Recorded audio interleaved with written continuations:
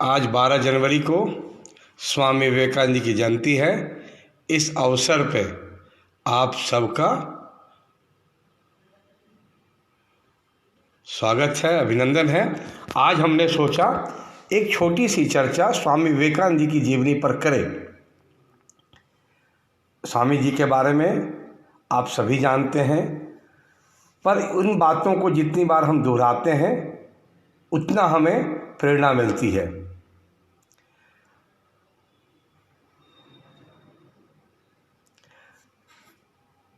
दो मित्र जुड़े हैं, आपका स्वागत है। बस 2 मिनट में एक छोटी सी चर्चा स्वामी विवेकानंद पर आपसे करेंगे और उनके जीवन प्रसंग के बारे में हम लोग बात करेंगे। प्रवीण रजगरिया सर को प्रणाम। आप सुन रहे हैं, बड़ी खुशी हो रही है और आप लोगों के प्रयास को देखते हुए ही इच्छा हुई कि इन बातों पर भी हम लोगों को भी चर्चा करनी चाहिए। आज स्वामी विवेकानंद जी की जयंती है। 12 जनवरी राष्ट्रीय युवा दिवस के रूप में ये मनाया जाता है। स्वामी विवेकानंद वे आध्यात्मिक महामानव हैं जिन्होंने हर पीढ़ी को प्रेरणा दी है। स्वामी विवेकानंद की वो पंक्तियां मुझे सबसे ज़्यादा प्रेरित करती हैं। एक पंक्ति आप सुनेंगे। ये जो पंक्ति है स्वामी विवेकानंद जी की सबसे ज़्यादा प्रेरित करती है, वो है एक विचार लो, एक विचार लो, उस विचार को अपना जीवन बना लो। एक विचार लो, उस विचार को अपना जीवन बना लो, उसके बारे में सोचो, उसके सपने देखो, उस विचार को जियो, अपने मस्तिष्क, मांसपेशियों, नसों, शरीर के हर हिस्से के उस विचार में डूब जाने दो, बाकी सभी विचार को किनारे रख दो। यही सफल होने का तरीका है। मैं फिर से इस बात को दोहराता हूँ। स्वामी विवेकानंद की जो पंक्तियाँ जो मुझे सबसे ज़्यादा प्रेरित करती हैं वो है एक विचार लो, उस विचार को अपना जीवन बना लो, उसके बारे में सोचो, उसके सपने देखो, उस विचार को जियो, अपने मस्तिष्क, मांसपेशियों, नसों, शरीर के हर हिस्से को उस विचार में डूब जाने दो और बाकी सभी विचार को किनारे रख दो।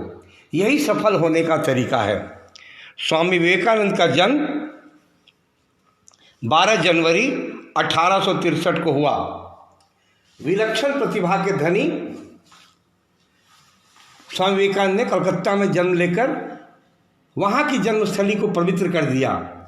उनका असली नाम नरेंद्र नाथ दत्त था, लेकिन बचपन में प्यार से सब उन्हें नरेंद्र के नाम से पुकारते थे। स्वामी विवेकानंद के पिता का नाम विश्वनाथ दत्त था, जो कि उस समय कलकत्ता हाई कोर्ट के प्रतिष्ठित और सफल वकील थे, जिनकी वकालत के काफ़ी चर्चे हुए करती थी। वहीं विवेकानंद जी की माता का नाम भुवनेश्वरी देवी था, जो कि धार्मिक विचारों की महिला थी। वो भी विलक्षण, काफ़ी प्रतिभावान महिला थी, जिन्होंने धार्मिक ग्रंथ जैसे रामायण और महाभारत में काफ़ी अच्छा ज्ञान प्राप्त किया था। अंग्रेजी भाषा की भी समझ अच्छी थी।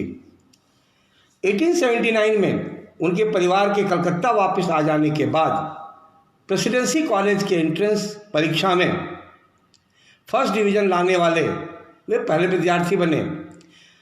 नरेंद्र ने David Hume, Immanuel Kant, Johann Gottlieb, Baruch Spinoza, George Hegel, Arthur Schopenhauer, Auguste, John Stuart Mill और चार्ल्स डार्विन के कामों को भी अभ्यास कर रखा।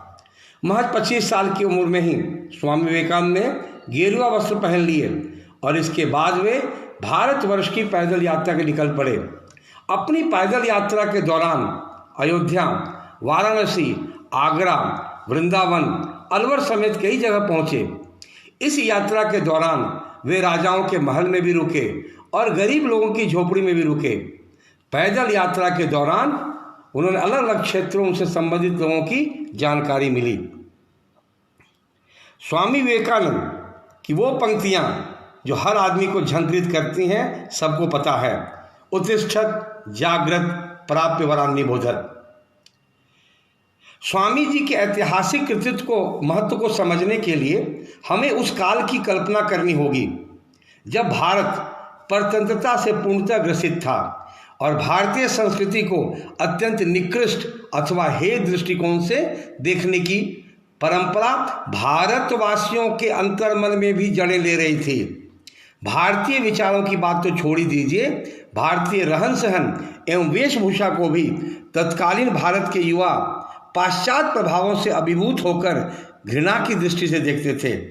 ऐसी विषम परिस्थितियों में पराजित मानसिकताओं के मध्य भारतवर्ष में ही भारतीय परंपरा का स्मरण कराना अथवा भारत के ही युवाओं को उनसे प्रेरणा ग्रहण करने हेतु निवेदित करना भी उपहास स्वरूप ही समझा जाता था। अभी जो पंक्तियां मैं बोल रहा हूँ, माननीय IPS विकास वैभव महोदय ने इस पे लिखा है, उन्हीं की बातों को अभी इस पार्ट में कोट कर रहा हूँ। बहुत अच्छी बात लिखी उन्होंने। ऐसी परिस्थितियों में भारत के मूल संदेशों से ही प्रेरित सकारात्मक परिवर्तन की कल्पना करना निश्चित ही स्वाभाविक नहीं थी, परंतु इतिहास के इस मोड़ पर अपने आध्यात्मिक गुरु श्री रामकृष्ण के सानिध्य में अध्ययनरत स्वामी विवेकानंद आवश्यक प्रेरणा ग्रहण कर चुके थे। 1893 में महज 30 वर्ष की आयु में जब इन्होंने द्वंद्वों के समाधान के विषय में चिंतनरत रहा करते थे, तभी उन्होंने शिकागो में अंतर्राष्ट्रीय धर्म सम्मेलन के आयोजन की सूचना मिली। स्वामी जी ने तब भारत के सर्वव्यापी प्राचीन चिंतन एवं प्रेरणादायी विश्व बंधुत्व के संदेशों के वर्ल्ड वाइड प्रचार हेतु इंटरनेशनल स्टेजेस पे जाने का निर्णय लिया। यात्रा के क्रम में उन्हें अनेकानेक कठिनाई का सामना करना पड़ा, परंतु वह विचलित नहीं हुए। अंततः वह समय आ गया जब सम्मेलन में उन्हें अनेक राष्ट्रों से विभिन्न वेशभूषाओं में पधारे विभिन्न धर्मों के प्रतिनिधियों को संबोधित करने का अवसर मिला। सम्मेलन परिस्थित व्यक्ति जब प्रथम दृष्टया भारत के इस युवा सन्यासी की ओर देख रहे होंगे, तब उन्हें भारत के निकृष्ट माने जाने वाले प्राचीनतम ग्रंथों में अंतर्निहित ज्ञान के विस्तार की कल्पना भी नहीं होगी और उन्हें यह समझा होगा कि भारतीय धर्म के युवा प्रतिनिधियों की एक सामान्य भाषण के उपरांत किसी अगले कुशल वक्ता को वो सुनेंगे। परंतु जिस सन्यासी ने राष्ट्र के उत्थान के संकल्प को आत्मसात किया हो, जिसके जीवन में प्राचीन संदेशों की ऊर्जा का पूर्णतः समावेश हो चुका, उसके उद्बोधन का भला प्रभाव कैसे नहीं होगा। ऐसी ऐतिहासिक घटना का प्रभाव संपूर्ण पाश्चात्य जगत पर पड़ा। आज ही के दिन, जैसा मैंने चर्चा किया, 1863 को कलकत्ता में स्वामी जी का जन्म हुआ। 39 वर्ष की अल्प आयु में 4 जुलाई 1902 में उनका देहांत हुआ। 1984 से 1984 से इनके जन्म को राष्ट्रीय युवा दिवस के रूप में मनाया जाने लगा। स्वामी जी के प्रति नमन अथवा स्मरण तभी सार्थक हो सकता है जब भारत के युवा राष्ट्र की प्राचीन एवं महान आध्यात्मिक संस्कृति से प्रेरणा ग्रहण करें। युवा अवस्था में असीम ऊर्जा है। वेदांत के संदेशों में कितनी ऊर्जा है तथा सकारात्मक परिवर्तन को कितनी सामर्थ्य है, यह स्वामी जी का मुख्य संदेश है। आपको मैं अभी अंत में उन 5 कोटेशंस को बताना चाहता हूं जो मुझे अच्छा लगा। आपने भी सुना होगा उनकी ये बातें जो आपको काफ़ी अच्छी लगी होंगी स्वामी जी के संदर्भ में। पहला जो आपने कहा, जो सबसे पॉपुलर है, उत्तिष्ठत जागृत प्राप्य वरान्नि बोधत। दूसरी, ब्रह्मांड की सभी शक्तियों को हमारे अंदर है। ब्रह्मांड की सभी शक्तियां हमारे अंदर है। यह हम ही हैं जिन्होंने अपनी आंखों के सामने हाथ रखा है और रोते हुए कहा है कि अंधेरा है। कितनी बारीक बात कही इन्होंने, फिर से सुने। ब्रह्मांड की सभी शक्तियां हमारे अंदर है। यह हम ही हैं जिन्होंने आंखों के सामने हाथ रखा है और रोते हुए कहा कि अंधेरा है।